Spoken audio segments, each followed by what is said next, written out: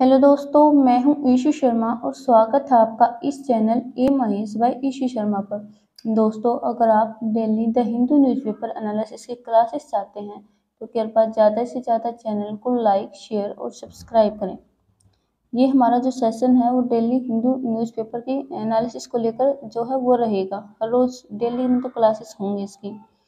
इसमें हम जो मेन न्यूज़ होती हैं, द हिंदू न्यूज़पेपर एक ही न्यूज़पेपर है जो यूपीएससी के लिए मतलब बहुत ही फ़ायदेमंद रहता है, द हिंदू न्यूज़पेपर। लेकिन वो इंग्लिश में है और उसका हिंदी ट्रांसलेशन आपको यहाँ मिल जाएगा, और वो भी मेन न्यूज़ का जो यूपीएससी के पर्पज से मतलब इसमें ली गई हैं, या फिर यूपीएससी इनसे क्वेश्चन आपसे पुट कर सकती है, तो वो मुख्य खबरें जो हैं इसमें रहेंगी। तो चलिए सेशन की हम शुरुआत करते हैं। और फर्स्ट न्यूज़ हमारे पास है कि एससी द्वारा इलेक्ट्रॉनिक बॉन्ड की नई समीक्षा। इलेक्ट्रॉनिक बॉन्ड होते क्या हैं? देखो, इलेक्ट्रॉनिक बॉन्ड को हम चुनावी बॉन्ड भी कह सकते हैं। जब चुनाव का समय आता है या जब भी कोई इलेक्शन होता है तो उसमें जितने भी दल पार्टिसिपेट करते हैं उनको, देखो हमारे भारत में जो चुनावी प्रक्रिया है वो बहुत ही महंगी है, और उसके लिए हर एक दल को क्या है, तो पैसे की ज़रूरत पड़ती है। तो वो किससे लेते हैं? वो सरकार से लेते हैं। और जो वो बॉन्ड खरीदते हैं सरकार से, जो सरकार उनको देती है, उसी को हम इलेक्ट्रॉनिक बॉन्ड कहते हैं। फिर जो इलेक्ट्रॉनिक बॉन्ड जारी कौन करता है? एसबीआई जारी करता है। वो उस बॉन्ड को सरकार से लेकर बैंक में जाता है और बैंक उस बॉन्ड को कैश में ट्रांसफर करके उस मतलब दल को जो है दे देता है। तो इसमें जो है इसकी इलेक्ट्रॉनिक बॉन्ड की एससी ने क्या किया, सुप्रीम कोर्ट ने क्या किया, इसकी न्यायिक समीक्षा को मतलब जांच करनी शुरू कर दी है। ईसीआई को मौजूद डाटा एससी को प्रदान करने का निर्देश दिया है। ईसीआई को क्या कहा है कि भाई आपके पास जो भी डाटा मौजूद है वो सुप्रीम कोर्ट को जो है प्रदान किया जाए, उसको दे दिया जाए, उसको सूचित किया जाए कि ये इंफॉर्मेशन जो है हमारे पास है। इलेक्ट्रॉनिक बॉन्ड सिर्फ एसबीआई जारी करता है, ये मैं आपको पहले बता चुकी। सिर्फ 15 दिन के अंदर बॉन्ड को कैश कराया जा सकता है। जैसे ही किसी दल को सरकार से प्राप्त होता है बॉन्ड, तो 15 दिन के ही अंदर जो है बैंक में जाकर वो उसको बॉन्ड को कैश में करा सकते हैं। इन बॉन्ड को 2000 तक कैश और उससे ज़्यादा चाहिए तो चेक या ऑनलाइन भुगतान द्वारा किया जा सकता है। मान लो बॉन्ड सही है तो 2000 तक तो जो है कोई भी दल कैश प्राप्त कर सकता है, लेकिन इससे ज़्यादा अगर उनको चाहिए तो उसको कैश में दिया जाएगा या फिर चेक के द्वारा या ऑनलाइन भुगतान किया जाएगा उसका। इलेक्ट्रॉनिक बॉन्ड प्रणाली क्या होती है? तो इलेक्ट्रॉनिक माध्यम से चुनावी बॉन्ड का भुगतान ही क्या कहा जाता है? इलेक्ट्रॉनिक बॉन्ड प्रणाली। कौन से दल ये बॉन्ड खरीद सकते हैं? ये तो नहीं है कि जितने भी पार्टिसिपेट कर रहे हैं, जितने भी इलेक्शन में जो भाग ले रहे हैं, जितने भी चुनाव में भाग ले सभी दल जो है बॉन्ड प्राप्त कर सकते हैं, ऐसा नहीं है।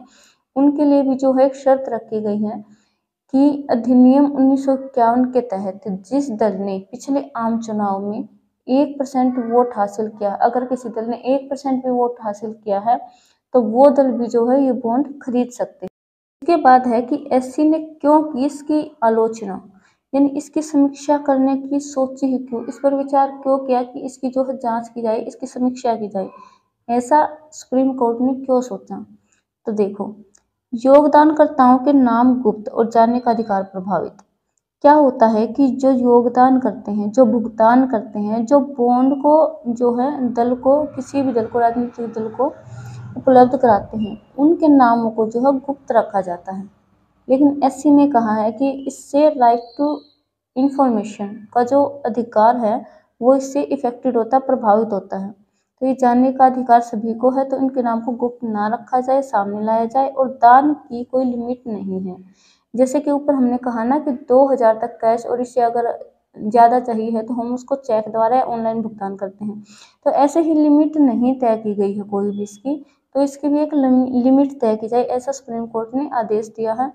और न्यूज़ 2 है, अगली हमारी जो खबर है वो है कि भारत और अमेरिका के बीच 2+2 डायलॉग यानी वार्ता क्या है?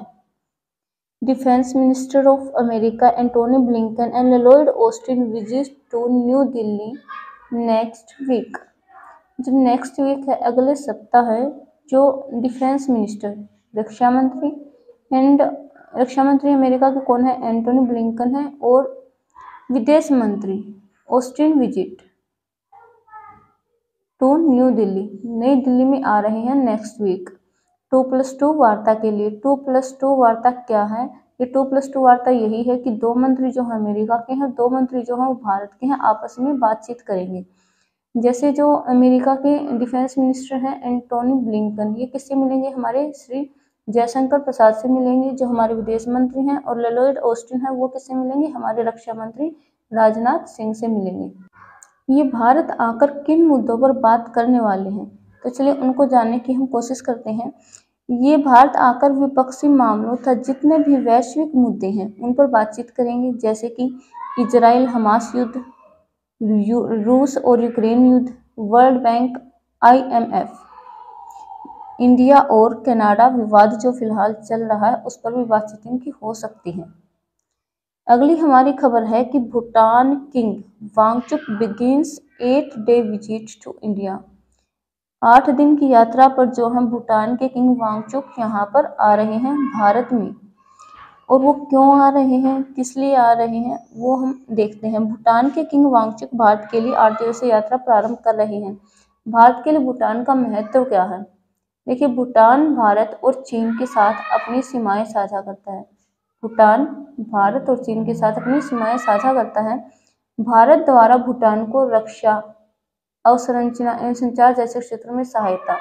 भारत ने कई बार जो है भूटान को क्या की है, भूटान की रक्षा भी की है। जैसे अगर कोई भी ऐसी इमरजेंसी स्थिति आई है तो भारत ने पूरी तरह से सपोर्ट किया है भूटान को, और इसकी अवसंरचना, कोई भी ऐसा इंफ्रास्ट्रक्चर से संबंधित कोई कार्य है तो उसमें भी भारत ने जो है इनकी फाइनेंशियल भी हेल्प की है एवं संचार जैसे क्षेत्रों में भी सहायता की है। 2017 भारतीय सैनिकों को अपने क्षेत्र में प्रवेश करने की अनुमति। 2017 में क्या हुआ था? चीन और भारत के बीच डोकलाम का विवाद हुआ था, तो उसमें भूटान ने क्या किया था, जो हमारे भारतीय सैनिक हैं उनको अपने क्षेत्र में प्रवेश करने की अनुमति दे दी थी। तो इससे क्या है, इससे हमें भारत और भूटान के जो अच्छे संबंध हैं उनके बारे में पता चलता है। और आर्थिक महत्व क्या है भारत का भूटान के लिए? भारत भूटान का सबसे बड़ा व्यापारिक साझेदार है, यानी भूटान का जितना भी निर्यात होता है, भूटान जितना भी निर्यात करता है उसका सबसे ज़्यादा निर्यातक आयातक देश कौन है? हमारा भारत है। ये सबसे ज़्यादा आयात जो है हमारा भारत करता है, कहाँ से? भूटान से। वो सिर्फ भूटान की बात हो रही है कि भूटान जितना भी निर्यात करता है और देशों को जितना करता है, उन देशों में सबसे ज़्यादा वो भारत को करता है। कई भूटानी छात्र शिक्षा के लिए भारत, भूटान के बहुत सारे ऐसे छात्र हैं जो शिक्षा एजुकेशन प्राप्त करने के लिए भारत आए हुए हैं, और तो और जो भूटान के सिविल सेवक हैं उनको भी प्रशिक्षण जो है भारत में